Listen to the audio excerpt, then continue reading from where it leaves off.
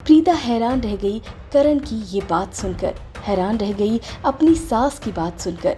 Hello friends, आपने login किया है फिल्मी बीट। अब वो दिन दूर नहीं जब हर किसी के सामने करण होगा। वो दिन दूर नहीं जब अर्जुन की सच्चाई सबके सामने आ जाएगी, क्योंकि लगभग सभी करीब पहुंच चुके हैं।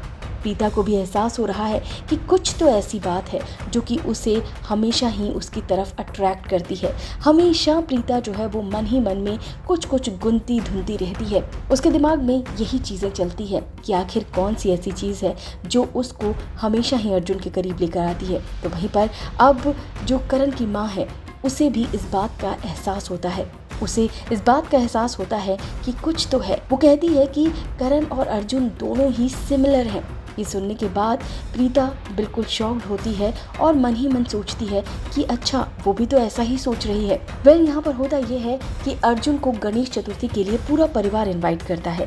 पहले तो अर्जुन जो है वो मना करता है, क्योंकि वो नहीं चाहता कि किसी भी तरीके से वो फिर से लूथरा फैमिली में जाए। और यहाँ पर वो ज़्यादातर चीज़ें इसलिए करता है क्योंकि अंजलि को भी चीज़ें पसंद नहीं है।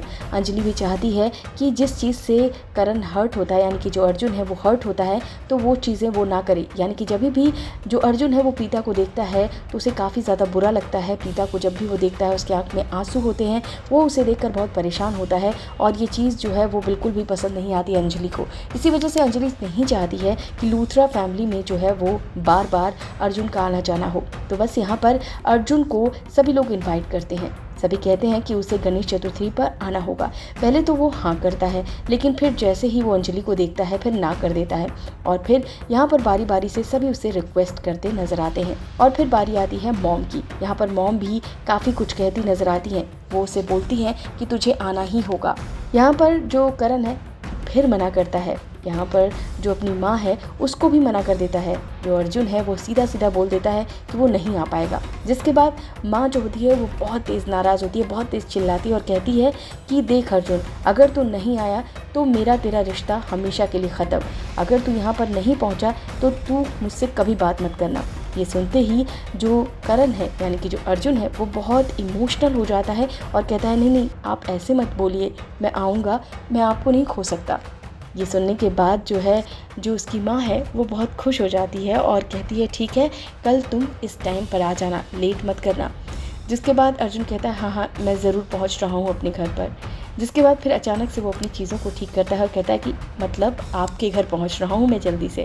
और फिर यहाँ पर जो उसकी माँ है वो बहुत ही इमोशनल होती है। वो कहती है कि ऐसा ही होता था जब मैं करण से बहुत बार किसी चीज़ के लिए रिक्वेस्ट करती थी और वो मेरी बात नहीं मानता था, तो जब भी मैं उसे अचानक से चिल्ला कर बोलती थी तो फिर वो तुरंत तैयार हो जाता था, वो बिल्कुल उस बात के लिए रेडी हो जाता था। वो कहती है कि ये तो बिल्कुल करण जैसा ही है, बिल्कुल सारी चीज़ें जो है वो करण जैसी हैं। ये सुनने के बाद जो प्रीता है वो बहुत इमोशनल हो जाती है और कहीं ना कहीं से प्रीता भी ये बात सोचती है कि आखिर करण और अर्जुन में इतनी सिमिलैरिटी कैसे हो सकती है।